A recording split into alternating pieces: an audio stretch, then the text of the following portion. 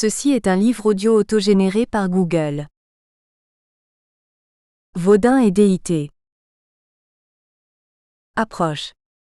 Il ne peut y avoir d'assimilation totale entre les notions de Vodun et de déité.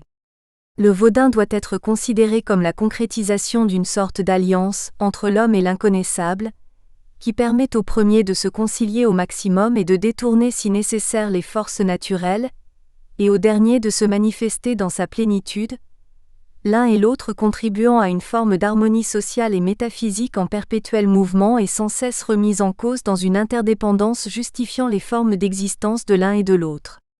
Parmi les dénominations connues, celle de déité, bien qu'approximative, semble la plus apte à faire comprendre ce qu'est un Vodun. Dans un chapitre de l'album de l'exposition pour une reconnaissance africaine, Dahomey 1930, on peut lire ceci: c'est sans doute le mythe de l'unité perdue entre la terre et le ciel qui permet le mieux de comprendre cette interdépendance. À l'origine, en effet, ciel et terre n'étaient pas séparés. Puis un jour vint où le ciel s'éloigna de la terre. Depuis, l'être suprême, devenu l'inconnaissable, a délégué la gestion de l'univers aux Vodins, lesquels apparaissent en quelque sorte comme ses ministres chargés des relations terrestres et humaines, chacun dans le domaine qui lui a été dévolu. L'humanité, elle, est investie d'une tâche unique et permanente. Parmi les membres de chaque génération, quelques-uns sont initiés au service des Vodins. Ceux-ci, éléments constitutifs de l'univers, se révèlent en eux et parlent par leur bouche. On pourrait dire grâce aux initiés, l'univers s'éprouve vivant, ou en d'autres termes, l'unique objet de la fonction et de la présence des hommes est de maintenir la vie sur Terre. Une communauté de destin continue donc à lier, au-delà de la séparation historique, les deux moitiés de l'univers. Le ciel et la terre, séparés et unis, sont régis par une même structure globale, une même hiérarchie des savoirs, des compétences et des pouvoirs respectifs. Aux côtés des Vodins résident ceux qui ont achevé leur parcours terrestre, les ancêtres biologiques des hommes qui continuent ainsi à veiller sur leur lignage. Cette vision de l'animisme quelque peu contestable et désuète par certains aspects, peut tout de même constituer un point de départ à notre interrogation, car si l'approche est simple et légèrement caricaturale, elle n'en est pas moins complète puisqu'elle englobe dans une même complexion des éléments dont la réelle dimension va apparaître progressivement. Une hiérarchie compliquée et de nombreuses subdivisions souvent fluctuantes et opaques existent entre les indénombrables Vodins. Une classification sommaire peut offrir aux néophytes quelques repères utiles à une bonne compréhension des rapports entre les uns et les autres. Les Vodins représentant les forces naturelles et les Vodins ancestraux relèvent de trois grandes catégories différenciées mais pouvant présenter des caractères communs ou des liens de subordination. Les J-Vodins ou Vodins d'en haut. Les Do-Vodins ou Vodins d'en bas, eux-mêmes subdivisés en Agasa, classe des crabes de terre au nombre de 10, et OXE accent aigu, classe des oiseaux au nombre de 12, à noter que les OXE accent aigu seraient les enfants des Agasa. J-Vodins et Do-Vodins constituent les Unv-Vodins ou Vodins de sang rouge. Les To-Vodins ou Vodins de l'eau. Photo 1. Agasa et OXE accent aigu, peinture murale au palais Akplogan Porto Novo. À cette classification, il convient de superposer celle de messieurs Akindele et Agessi, en Vodins officiels, Vodins royaux, Vodins privés. Une troisième classification interfère avec les précédentes sans les contredire. Le couple Maou-Lissa-Ba dont tous les autres sont les enfants ou les lieutenants. Les Vodins interethniques dits génériques, tout président a un élément vital de la vie humaine et sont les seuls à posséder et à habiter, en certaines circonstances bien précises, leurs adeptes qu'ils ont eux-mêmes choisis et qui deviennent ainsi pendant cette possession, support de sacré. Les Vodins attachés à des groupes spécifiques, dont certains peuvent revêtir un caractère généralisé. Les Vodins liés à la personne. Ces classifications n'ont qu'une valeur indicative, et ne demandent qu'à être enrichies ou affinées. Elles ne pourront d'ailleurs pas être appliquées systématiquement à tous les Vodins cités. Vodun et Dei-Tes. Adanrui. C'est l'une des plus importantes divinités de la région de Tolib-Ocito. Mefiroko la considère même comme la deuxième de cette région particulièrement riche en Vodins reconnus. C'est dire son importance en tant que divinité polyade. Déesse exigeante et capricieuse, Elle revêt le même caractère insaisissable et fluctuant que celui du cours d'eau dont elle est issue, et dont elle prodigue les mêmes bienfaits lorsque sa pureté et sa clarté sont respectées. Quelque peu autocrate, elle se considère facilement comme un souverain. Ses comportements sont bien connus. Son aspect anthropomorphique est celui d'une femme poisson petite, n'ayant aucune ressemblance avec une quelconque personne des alentours. Elle apparaît faisant sa lessive au bord de l'eau, ou étalant ses effets sur la rive. Son eau est par nature toujours claire et fraîche. Il lui arrive toutefois de la rendre trouble et impropre à la consommation, en signe de représailles. C'est ainsi qu'elle ne supporte pas que des nourrices ou des femmes en période de menstrue la prélèvent, pas plus qu'elle ne supporte d'être prélevée à l'aide d'un ustensile de cuisine noirci ou souillé. En dehors de ces réserves, elle accorde ses bienfaits à toute la population mais les refuse inconditionnellement au roi, à son entourage et à tous ceux qui gravitent autour du palais royal Gebeko. Son temple est installé à Adanruinyonko, quartier Gebovier de Tolibosito. Elle est particulièrement friande du sang immolé pour elle à Gogbe. Outre le rôle essentiel qui est le sien en tant qu'élément primordial de vie, elle assume celui de veiller sur la voie entre Toli et Ouida. Les liens particuliers soulignés par M. Efiroko sont une yaka ainsi que les premiers souverains. Adan-Tohu. Divinité particulièrement importante du panthéon des pêcheurs Ouéla, puisqu'elle incarne la mer, Adan-Tohu est honorée d'un culte très célèbre et populaire à Ouida, donnant lieu à de nombreuses cérémonies et manifestations festives. Plusieurs importantes caractéristiques doivent lui être imputées. Adan-Tohu est un Vaudin qui lui-même génère un petit panthéon. Il donne naissance à Ou, le père, à Naété, la mère, ainsi qu'à plusieurs autres divinités secondaires figurant chacune un élément ou l'un des aspects de la mer. Malgré sa force, Adan-Tohu ne bénéficie pas d'une totale autonomie et est soumis à l'autorité de Evieso. Cette interdépendance correspond à celle des éléments naturels qui se conditionnent mutuellement et dont le déchaînement ou le calme est en constante corrélation.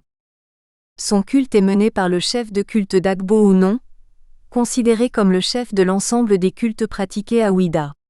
Il possède le plus grand temple de la ville et très certainement le plus grand nombre d'initiés. Sa célébration qui n'a lieu que tous les 8 ans est grandiose. Les rituels s'étalent sur environ 2 semaines et les plus extérieurs donnent lieu à de spectaculaires processions entre la ville et la plage ainsi qu'à de plantureux festins réunissant initiés et non-initiés. Fétiche Adjaouto. Aux confins de l'histoire et du mythe, Adjaouto, fondateur d'Alada et par sa descendance des royaumes de Dangsome et de Ogbonu est le parfait exemple de l'ancêtre vauduisé. Sa célébrité et sa popularité en font un guide incontournable des populations d'origine Adja installées à la suite d'un certain nombre de migrations à partir de Tado, vers le XVIe siècle, vers le sud du Bénin autour des 3 villes-pôles que sont Alada, Abomey et Porto Novo. Il est parfois admis que son tombeau a été installé dans une forêt proche de Togudo, lieu du palais des anciens rois d'Alada, et fut l'objet d'une profonde vénération. Le premier gardien du tombeau et dépositaire du culte fut son fils Merwayovo, voir l'historique des successions, le poste était alors héréditaire. Cette croyance est totalement infirmée par les tenants de la tradition aussi bien d'Alada que de Porto Novo. Pour les uns et les autres, sa disparition demeure mystérieuse. À Alada, on considère que s'étant absenté du palais, il se transforma en une fourmilière en un lieu appelé Aïsanle sur lequel un temple a été dressé où continue d'être vénéré le grand ancêtre. À Porto Novo, c'est en un ver de terre qu'Adjaouto s'est métamorphosé avant de disparaître, se libérant de son enveloppe corporelle pour accéder à l'existence immatérielle qui en fait le plus grand esprit tutélaire des 3 royaumes. Avec Tezoji puis Abukpo devenu Teagbanlin, la promotion au siège du culte des fétiches commence à se faire à Ogbonu, Porto Novo. Sous Tegbesu, il fut longtemps vacant et il fallut recourir à une nomination forcée, celle de Mijomado. Le siège cessa alors d'être héréditaire, mais il ne pouvait être tenu par un roi. La raison en est que le culte voué à Adjaouto, rigoureux et d'essence profondément religieuse, ne pouvait s'accommoder des caprices de la cour. La tradition après être passée d'Abomey à Porto Novo, ne s'y est pas figée. Elle revient à Abomey, comme le montre une longue liste de nominations. Ces nominations qui ne peuvent revenir au roi, doivent néanmoins obligatoirement être faites au sein de familles très versées dans les pratiques cultuelles. Les informations recueillies à Porto Novo auprès de Mito Akplogan font apparaître un autre état de fait. Le culte de Hadjauto demeure à Porto Novo, Ogbonu, confié au Gogan qui le représente et à ce titre mène les cérémonies d'intronisation du roi 1. Le Gogan est également chef de tous les princes et appartient à la seule lignée, pouvant aujourd'hui se dire Hadjauto. Il faut rappeler qu'Hadjauto est selon la légende fils, c'est-à-dire descendant d'Agasu fils de la panthère ou plus exactement du léopard Capéo et de la fille du roi de Tado, et que les plus grands égards lui sont dus ainsi que des rites bien précis. L'un est le culte d'Hadjauto fut installé à Porto Novo par Tezoji, l'un est son fétiche. Il se trouverait à Anji derrière le palais royal, mais sa commémoration se fait à Invibosa.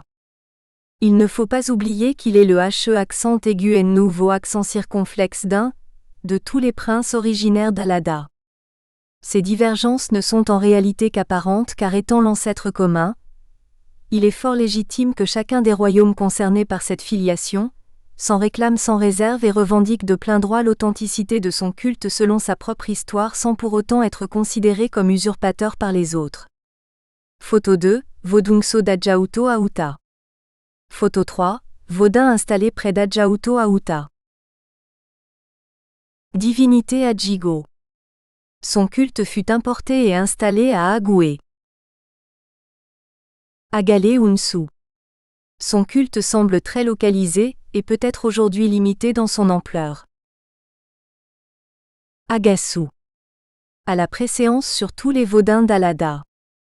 Au-delà des légendes entourant sa naissance et des divergences d'interprétation qu'elle génère, retenons qu'Agasu est l'ancêtre direct des fondateurs des 3 royaumes actuels du Sud Bénin. Il a bien entendu été vauduisé, et son culte donne lieu à des rites extrêmement complexes dirigés par un grand prêtre Agasunon. Agbale. Divinité féminine. Elle est le vent qui balaye la cour du palais d'Odoua, à Jabata. Elle peut faire naître des fillettes qui lui seront alors consacrées et recevront son nom. Agbe. Agbe ou Un est une divinité de la mer. Elle revêt donc pour les Houlas une importance particulière qui justifie que lui soient rendues de brillantes offrandes lors d'une cérémonie dite de la jarre, ou gozin. Cette cérémonie rare, bien qu'ayant perdu de son éclat, n'en demeure pas moins spectaculaire et attendue. Menée par le grand prêtre Dwida ou non d'Agbo, de nombreux prêtres animistes de la région y participent.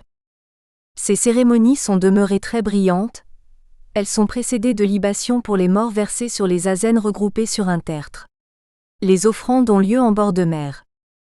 Elles donnaient lieu à un sacrifice accompagné d'un rituel de séparation des eaux aujourd'hui oublié, et remplacé par un rituel de substitution effectué à terre, au cours duquel Dagbo ou non présente un cabri à la naère, de l'eau de mer est rapportée dans une jarre. Au cours de la fête qui s'ensuit à Ouida, Ounon Dagbo reçoit les salutations de tous les prêtres des différents Vodins. Les festivités sont marquées par un grand défilé. Les participants portent pour certains des tavodins, pour d'autres des atchinas qui sont des paquets contenant des objets chargés de la force sacrée des Vodins. Les participants sont souvent Aizo ou du fleuve Ouémé. On reconnaît particulièrement Gnangbe, l'ancêtre vauduisé d'une famille de cette région, ou encore Massé, l'ancêtre divinisé d'une famille de forgerons, tous deux porteurs de récates de bois sculptés, un signe de leur dignité. Ces fêtes peuvent durer plusieurs semaines au cours desquelles de nombreuses cérémonies avec transe et prise de possession de nouvelles recrues pour les couvents assurent la pérennité des cultes des différents Vodins. Agbe est le père de la divinité Avlekete. Agboé. Dans son ouvrage Les Houlas, M. Firoko cite une nouvelle divinité polyade honorée à Agbofrado, tutélaire à Adamé où sa prédominance sur les autres divinités est complète. Il convient d'avoir présent à l'esprit que toute divinité si grande et puissante soit-elle à un endroit peut en d'autres circonstances et autres lieux revêtir un rôle secondaire, voire même minime par rapport aux déités principales de ce lieu. Comme beaucoup de divinités, Agboé privilégie l'apparition auprès des humains pour leur transmettre quelques messages ou quelques volontés. Elle le fait de manière très particulière et cible ses interlocuteurs. Personnalité double, mâle et femelle, elle intervient auprès de personnes âgées pendant la phase onirique de leur sommeil et leur apparaît sous l'aspect d'un couple. Le scénario semble invariable. L'homme parle le premier et présente l'objet de leur apparition, puis comme pour s'assurer que le message est bien passé, la femme répète ce qui vient d'être dit par l'homme. Ils ne se répandent pas en longues paroles ou explications, et leurs propos sont laconiques. Ils réclament bien entendu des sacrifices, poulets, cabris, bœufs. Agbe. Le temple du Vaudin AGHE accent aigu est installé à Abomey, quartier Djenna, entre celui de Mahou et de Lissa, le couple mythique dont il est le fils aîné. Il est connu, bien au-delà. Il est EDE accent aigu à Bahia, mais aussi dans tout le Brésil, Oshoshi pour les Yoruba dont il est l'un des grands orishas, celui de la chasse. Il est en effet un grand chasseur et en bon fils, il ramène le produit de sa chasse à Mahou, sa mère. Il est censé assurer l'abondance de la nourriture. Il entretient des liens très prononcés avec Osaninin, divinité des feuilles médicales et liturgiques puisqu'en forêt les chasseurs sont en contact avec lui. MP. Verger signale qu'Aketu le gardien de son temple est un Holosanine. Il rappelle aussi que presque toujours, ce sont des chasseurs qui trouvent sous la protection d'Oshoshi, l'emplacement favorable à l'implantation d'un village ou d'une nouvelle ferme au village. Il est aussi vénéré comme premier occupant et donc maître de la terre et les chasseurs portent des bonnets de peau de singe. En pays Aiso, il exerce en outre un rôle non négligeable en matière de divination. Ces prêtres sont alors appelés à genoux. Aonse égale Alongba. Fétiche de l'épreuve de l'eau, Tonon égale possesseur de l'eau 26. Awangba. Divinité mâle de la catégorie Hula Vaudin en bonne place dans le panthéon de Gbakpoji, ou comme tous les Hula Vaudins, il est particulièrement influent. Awango. Divinité guerrière de Ewe qui de notoriété publique n'a jamais déçu ses protégés, même au plus fort des invasions militaires ennemies si nombreuses dans la région. Ces dernières ont toujours été inopérantes contre Ewe. Awangba. Vaudin communément appelé fétiche de la vérité, il fut introduit à Porto Novo au quartier Tofincomé sous le règne du roi Desoji, par la collectivité EYE accent aigu, originaire de Agasagodome. Sur autorisation du roi, il fut transféré au village Djegan. Rendre la justice est l'une des grandes prérogatives des rois. Ils tiennent lit de justice. À Porto Novo, ils confortent la justesse de leur jugement dans les cas difficiles par le recours aux puissances sacrées qu'il faut appeler, apaiser, à qui il faut plaire et savoir parler. À Porto Novo, Awangba répond à cette nécessité et identifie les voleurs, les sorciers, les coupables d'adultère. Il est physiquement représenté par un lourd paquet enveloppé d'un pagne. On le pose sur la tête du présumé coupable. Des épreuves nombreuses et compliquées entrecoupées de rites tout aussi nombreux et compliqués lui sont imposés. En cas de culpabilité avérée, Awangba devient si lourd que le coupable ne peut le supporter, et qu'il faut l'en délester pour éviter qu'il soit terrassé. En cas d'innocence, le paquet roule et va tomber dans les mains de celui qui le manipule. À cet effet, Awangba est sollicité par l'intermédiaire de son orchestre personnel composé de 3 tambours, et de 2 trompes garnies de mâchoires humaines.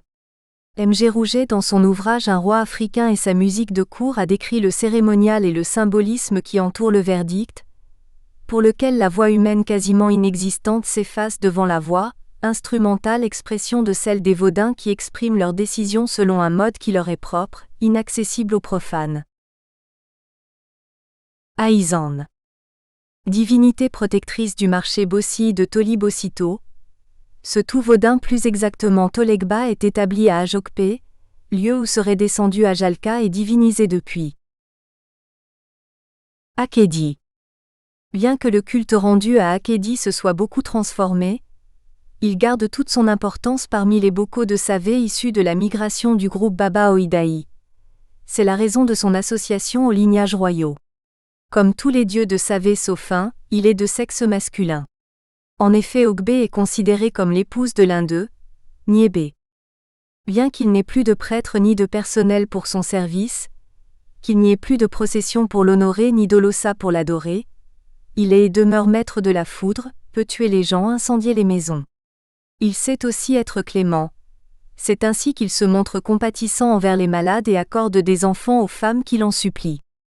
Akedi possède un temple à Sabé-Idadou, gardé par les Ifara qui en sont gardiens et détenteurs. Il faut signaler que les guerres et l'insécurité qui en découlaient ont amené les Ifara à beaucoup le déplacer. Seul le prêtre principal du culte porte le nom d'Agani, les autres étant désignés par un nom Yoruba. La charge d'Agani ne semble pas dévolue à un lignage particulier. Même si le service de son culte est devenu très restreint, certaines exigences et interdits demeurent.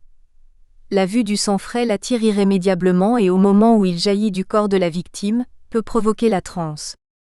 Il impose quelques interdits comme le chien ou le porc, et continue d'être fêté au mois de septembre. Il incombe au prêtre de préparer personnellement la sauce de son repas. Akplo. Avec Akplo, transparaît une situation délicate, expression directe de conflits successoraux au sein de la monarchie centrale du royaume de Ogbonu. Porto-Novo.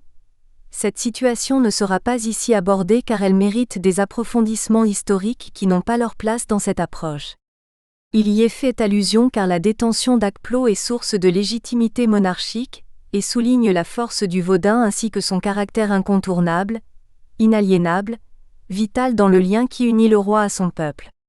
Sur ses origines et sa matérialité, les considérations varient et font l'objet de spéculations, ce qui se conçoit puisque ce Vodun ne peut être vu, y compris par les rois dont il est la force vitale même. Seuls certains d'entre eux, ayant reçu l'initiation appropriée, dans certaines circonstances et après avoir satisfait à des rites bien précis, compliqués, ont pu le voir. Akplogan est son gardien. Comme Akplo prédomine sur tous les fétiches, Akplogan est par voie de conséquence chef de tous les fétiches du royaume de Porto-Novo et ministre du culte à la cour du roi. Ce rôle est primordial car c'est par la maîtrise des Vodins que le roi peut assurer la pérennité, l'équilibre, la prospérité de son royaume et le maintenir en paix. Il appartient à Akplogan de réaliser cette maîtrise en veillant sur Akplo et sur ses relations avec les nombreux Vodins du royaume tout en contrôlant la pratique des cultes et les agissements de leurs clounons, prêtres. Akplogan est issu de la collectivité Akoviaton, composée des 13 tribus Zambidi formant la descendance portonovienne d'Aoluo, plus précisément la tribu Zambidi Glagbo. Il joue également un rôle d'une grande portée symbolique dans le déroulement de la procédure d'intronisation du roi. Le premier Akplogan fut officiellement intronisé en 1729. Photo 4, entrée du palais de Mito Akplogan à Agbokome, Porto-Novo. Amodé. Maître de la foudre qu'il utilise à son gré, il peut indifféremment punir les méchants, protéger les enfants ou satisfaire la demande des femmes stériles. Il a le pouvoir d'attacher les abikus. Lors de sa tête au 4e mois de l'année Sabé, qui requiert des sacrifices, Amodé possède le prêtre au moment de la mise à mort de l'animal qui a préalablement subi une préparation très méticuleuse. Ampoué. Aucune explication sur le nom de ce dieu, chasseur de la brousse, n'a été trouvée. L'étape la plus éloignée que l'on cite de sa migration est WE_RE_, un village situé à une quarantaine de kilomètres au sud de Kandi. Il aurait transité par Obeokuta. Asikapoyen. Issu lui aussi du panthéon Boko, Asikapoyen appartient au lignage royal des Akikenju et son prêtre est selon l'usage coutumier fils d'une femme née Akikenju. Il est connu comme maître du tonnerre, et ses attributs sont ceux de ses pairs, châtier les méchants, protéger les faibles dont les enfants ainsi que ceux qui respectent bien son culte, aider les femmes stériles. Des difficultés entre son prêtre et le roi ont entraîné la suspension de son culte pendant un certain nombre d'années. Il est cependant rétabli depuis 1957, et sa fête a lieu annuellement en octobre à la pleine lune. L'orientation de son temple est précise et sa porte est orientée vers le nord. Les hommages qui lui sont rendus comportent des aspects spectaculaires. Un bélier est sacrifié et au moment même où l'animal expire, Asikapoyen possède le prêtre qui dans sa transe danse en le tenant entre ses dents. L'animal est ensuite partagé en 7 parts distribuées selon des exigences rituelles et un ordre précis. Son culte est assorti d'interdits.